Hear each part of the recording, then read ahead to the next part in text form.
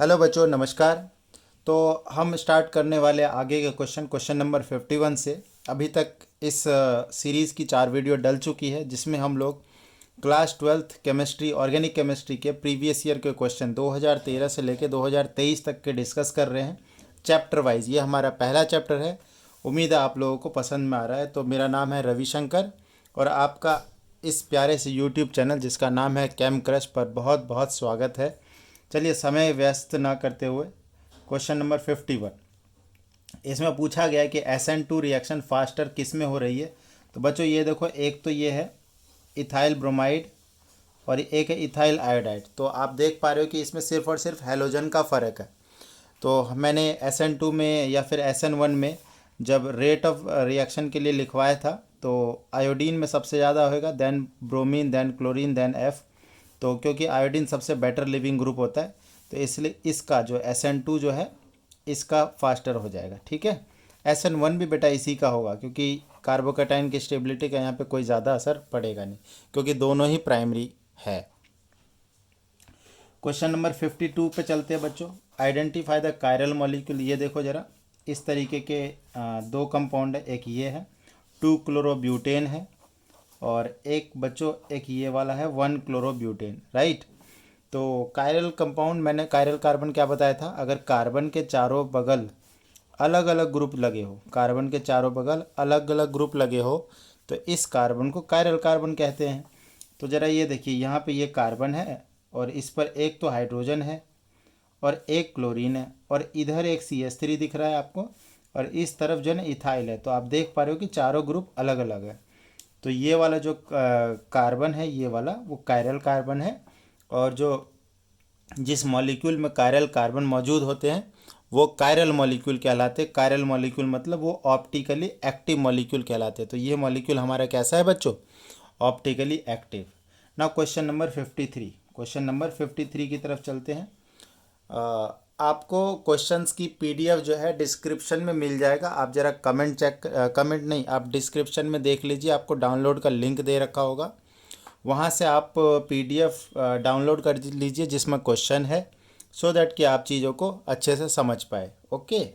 और नोट्स की भी आपको डाउनलोड की लिंक वहाँ पे मैं अवेलेबल करवा दूँगा, तो आप वहाँ से नोट्स भी डाउनलोड कर सकते हैं। और वीडियो को लाइक कर दीजिए अगर आपको समझ में आ रहा है तो, और कमेंट भी करिए अगर आप कुछ इम्प्रूवमेंट चाहते हैं तो। 53 question, which halogen compound in each of the following pair will react faster in SN2। तो SN2 बताना है किस में फास्टर होगा। देखो, एक है CH3Br, मतलब पेयर दे रखा है, फर्स्ट पेयर है CH3Br एंड CH3I। तो ऑब्वियसली बच्चों देखो, iodine is the better leaving group, तो यहाँ पर SN2 का रेट फास्टर होगा। दूसरा देखो, CH3 होल थ्राइस CCl, और मतलब एक CH3Cl।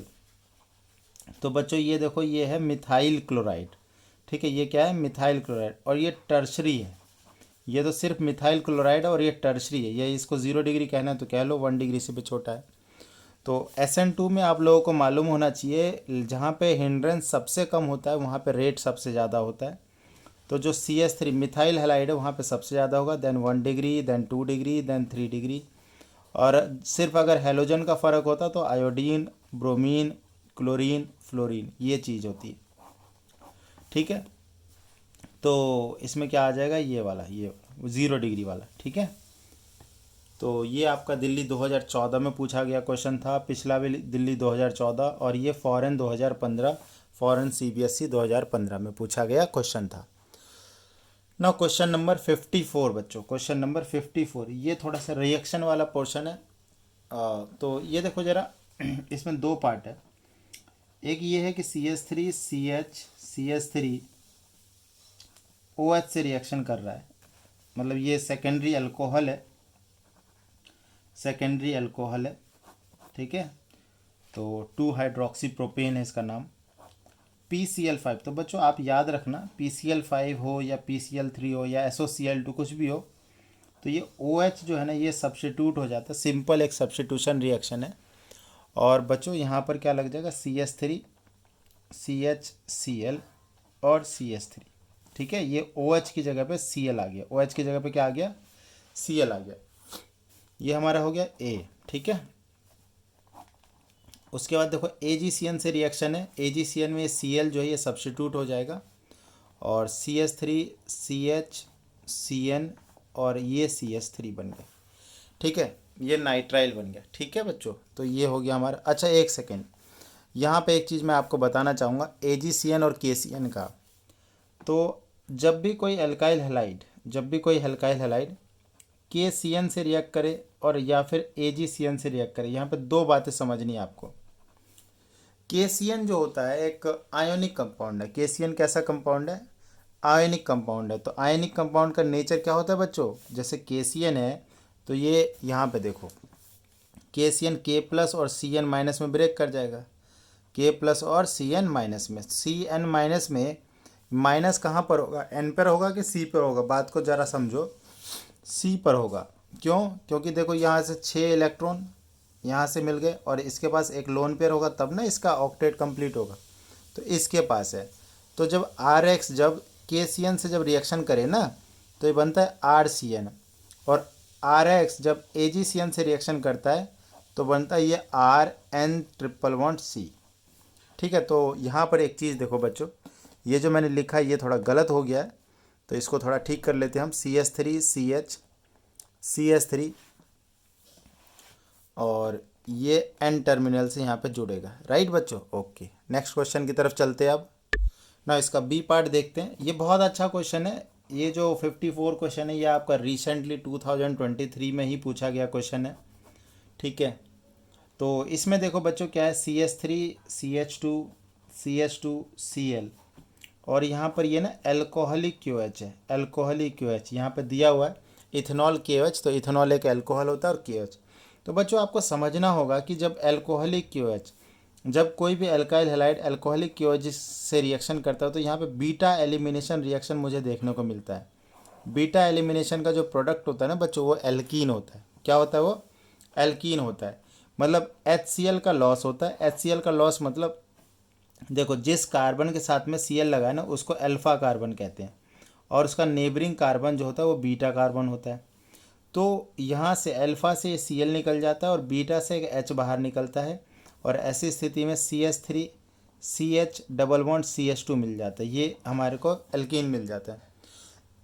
अगर एक से ज़्यादा एल्कीन पॉसिबल हो ना, अगर एक से ज़्यादा एल्कीन पॉसिबल है तो हम मोर स्टेबल एल्कीन की तरफ जाते हैं, राइट।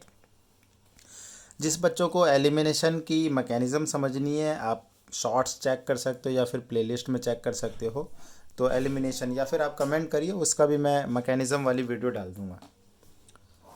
HBr के लिए अगर रिएक्शन करें, HBr सिंपल आप याद रखो, एल्कीन के सामने में HBr आए तो मार्कोनी अटैक करवाना होता है और मार्कोनी रूल आप लोगों को मालूम होना चाहिए कि Br कहाँ जुड़ेगा? जहाँ पर कम हाइड्रोजन होते हैं, मतलब इस वाले पे जुड़ेगा।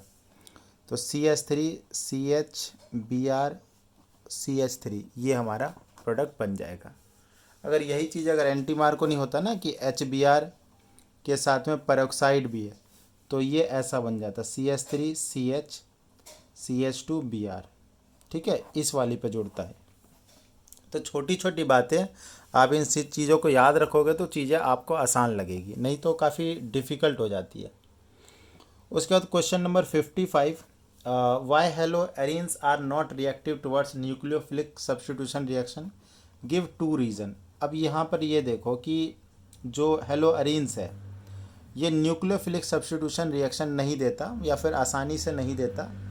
इसके 2 रीज़न बताने हैं। तो मैंने 4 रीज़न बताए थे पिछले किसी क्वेश्चन में, तो चलो 2 रीज़न अभी भी बता देता हूँ। एक तो बेटा फिनाइल कटाइन जो होता है ना, फिनाइल कटाइन मतलब ये बेंजीन के ऊपर में पॉजिटिव, ये महा अनस्टेबल होता है। पीछे हमने डिस्कस कर चुके हैं, बिल्कुल भी स्टेबल नहीं होता। यहाँ पर रिंग स्ट्रेंथ बहुत ज़्यादा इन्फिनाइट हो जाता है, तो इसकी वजह से ये रिंग स्टेबल ही नहीं होता। तो पहली चीज़, बनने वाला जो कटायन है वो अनस्टेबल है, तो इसलिए ये वाला न्यूक्लियोफिलिक सब्स्टिट्यूशन रिएक्शन नहीं होता। दूसरी बात, रेजोनेंस होने की वजह से कार्बन हेलोजन के बीच में पार्शली डबल बॉन्ड कैरेक्टर है। कार्बन हेलोजन बॉन्ड के बीच में पार्शली डबल बॉन्ड कैरेक्टर है और पार्शली डबल बॉन्ड कैरेक्टर होने की वजह से ये जो कार्बन हेलोजन जो बॉन्ड स्ट्रेंथ है ना ये काफ़ी ज़्यादा बढ़ जाती है, इसलिए कार्बन हेलोजन बॉन्ड ब्रेक ही नहीं हो पाता है। Carbon halogen bond does not break easily. तो carbon halogen bond does not break easily, इसलिए ये रिएक्शन आसानी से नहीं हो पाती है, दूसरी बात।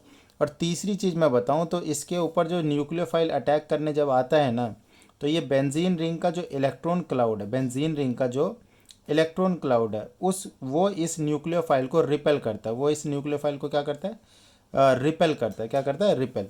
तो ये तीसरा कारण हो गया जिसकी वजह से ये रिएक्शन नहीं होती है। ठीक है।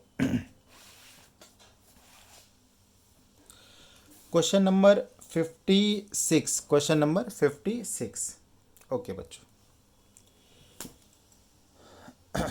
तो इस वाले में आपको बताना है, आप देख लीजिए, आपको इस तरीके की पीडीएफ जो है आपको मिल जाएगा, आप डाउनलोड कर लीजिए वहाँ से, सो दैट कि आप क्वेश्चन देख पाओ।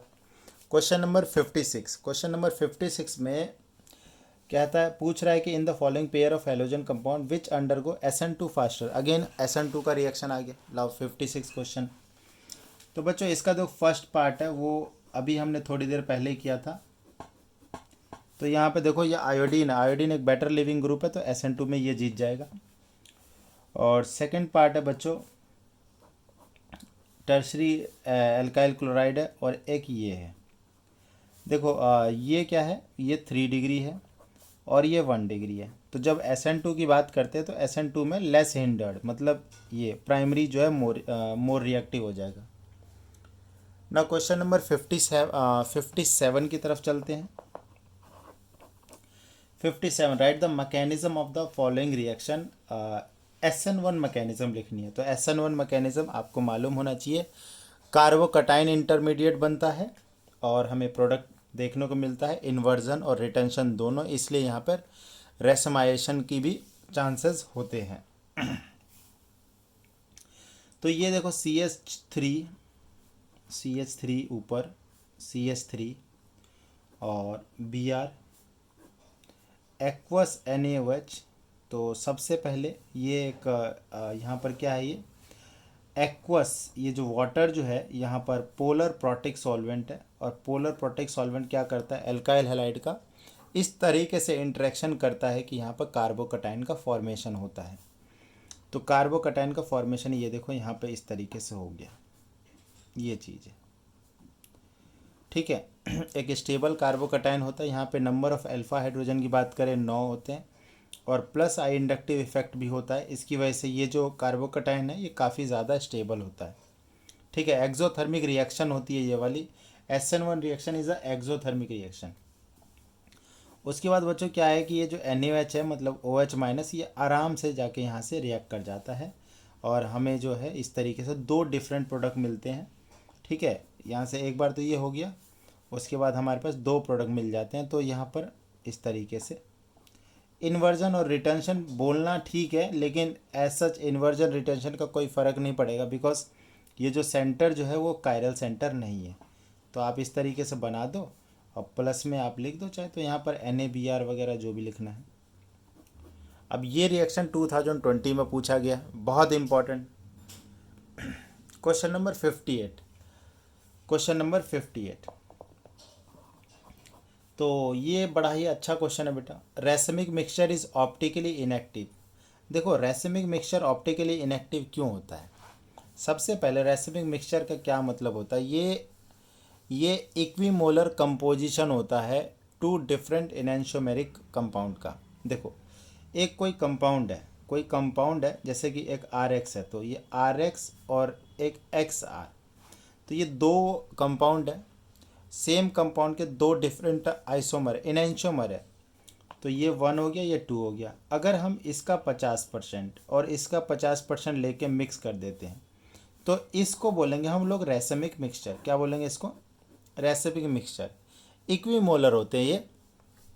अब जरा देखो बच्चों, अगर इसका मतलब ये वाला अगर डेक्स्ट्रो होगा, आपको मालूम होना चाहिए एनेंटियोमर आपस में किस चीज़ को लेके अलग अलग होते हैं। तो ऑप्टिकल रोटेशन सब कुछ सेम रहेगा, फिजिकल प्रॉपर्टी, केमिकल प्रॉपर्टी सब कुछ सेम रहेगा, ओनली जो डिफ़र करेगा वो ऑप्टिकल रोटेशन डिफ़र करेगा। तो अगर ये डेक्स्ट्रो है तो ये वाला बच्चों ये होगा लीवो, ये क्या होगा, ये होगा लीवो। तो ये डेक्स्ट्रो है और ये लीवो है। अब देखो इससे क्या होगा, जितना, क्योंकि 50-50% है ना, जितना ये डेक्स्ट्रो रोटेट करेगा लाइट को, उतना ही ये लीवो कर देगा। तो नेट क्या होगा, नेट होगा zero rotation. Zero rotation, zero rotation मतलब ऑप्टिकली इनएक्टिव।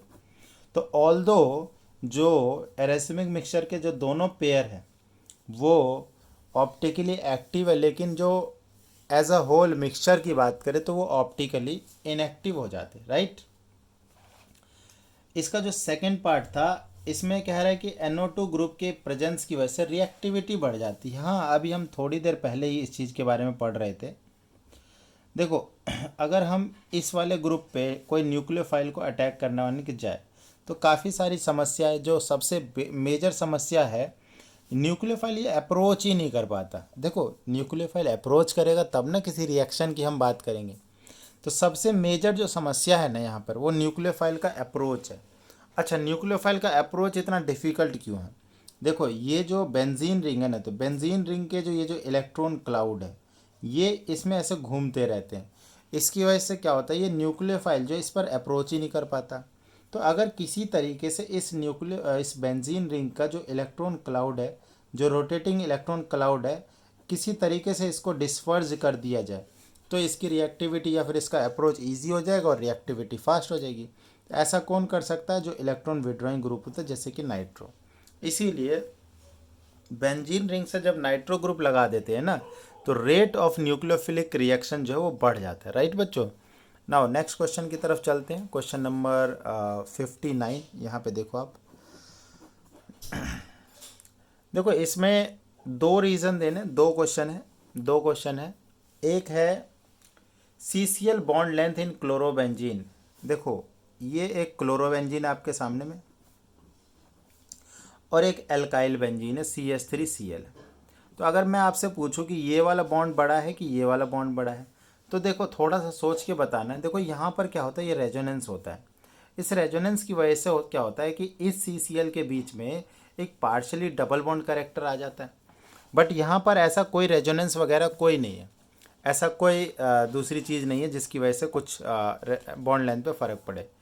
तो यहाँ पे पार्शली डबल बॉन्ड करेक्टर होने की वजह से ये वाली जो बॉन्ड लेंथ है ना, इसको A ले लो, इसको B ले लो, तो A जो है वो छोटा होता है। आपको मालूम होना चाहिए, जो मल्टीपल बॉन्ड होते हैं ना, उनकी लेंथ छोटी होती है। डबल बॉन्ड और सिंगल ट्रिपल बॉन्ड की सबसे छोटी होती है, डबल बॉन्ड की उससे बड़ी, और सिंगल बॉन्ड की लेंथ जो है सबसे बड़ी होती है, ठीक है। इसका सेकेंड पार्ट है 59 का। SN1 reaction are accompanied by racemization in optical. देखो, जो SN1 रिएक्शन है ना, उसमें होता क्या, RH यहाँ से एक कार्बोकटाइन बनता है, उसके बाद इसमें दो प्रोडक्ट बनते हैं, एक तो RNU ऐसे और एक ऐसे बनता है, राइट बच्चों। तो आप देख पा रहे हो ना, दो डिफरेंट प्रोडक्ट मिल रहे हैं, एक ये वाला और एक ये वाला। मतलब एक तो, मतलब दोनों आपस में क्या है, दोनों क्या है, इनैंशियोमर है। क्या है? इनैंशियोमर है।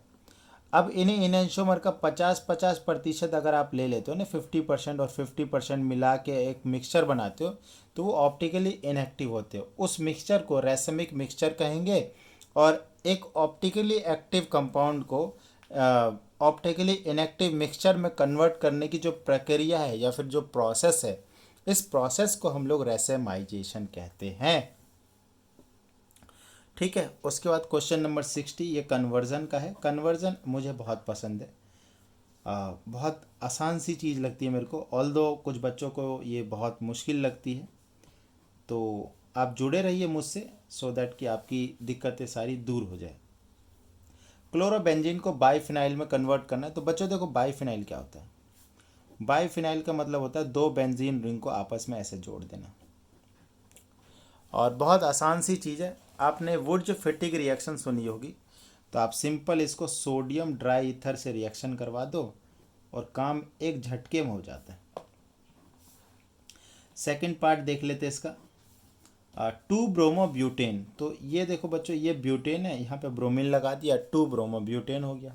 और ब्यूट 2 इन बनाना है बच्चों। क्या बनाना है? ब्यूट 2 इन, ये चीज़ बनानी है। तो कुछ नहीं करना बच्चों, इसमें बीटा एलिमिनेशन कर दीजिए, आराम से ये हो जाएगा। बीटा एलिमिनेशन के लिए आपको एल्कोहलिक KOH का सहारा लेना पड़ेगा। आपको मालूम होना चाहिए जी, ये वाला अल्फ़ा कार्बन हो गया, ये वाला जो है बीटा हो गया और ये वाला भी बीटा हो गया।